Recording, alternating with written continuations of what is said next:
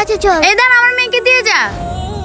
Chairman সাহেব, এই মহিলা আমার বাড়িতে এসে আমাকে বলে এক গ্লাস পানি দে। আমি যখন এই পানি আনতে যাই তখন ও আমার বাচ্চাকে নিয়ে পালিয়ে যায়। চেয়ারম্যান সাহেব ও মিথ্যা কথা বলতেছে, সত্যি হচ্ছে তাই ও আমার বাচ্চাকে আমার কাছ থেকে নিয়ে যেতেছে। চেয়ারম্যান সাহেব, এই এলাকায় ওদেরকে নতুন দেখতেছি। আমার মনে হয় এই বাচ্চাটা লাল বোরকা কালা মহিলাটারই হবে। আরে না না, আমার মনে হয় কালা বোরকা মহিলাটারই হবে। এই শুনো, এই বাচ্চাটাকে নাও, নিয়ে মাটিতে বসিয়ে দাও। যে বাচ্চাকে উঠাবে তাকে অনেক বড় শাস্তি দেওয়া হবে। যাও, বাচ্চাটাকে নিয়ে বসিয়ে দাও। ঠিক আছে চেয়ারম্যান সাহেব।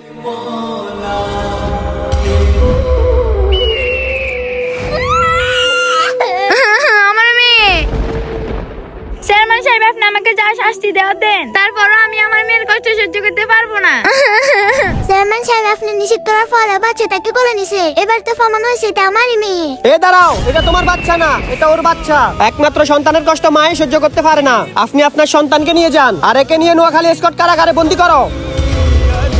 সত্যের জয় সব সময়। ভিডিও ভালো লাগলে চ্যানেলটি সাবস্ক্রাইব করুন।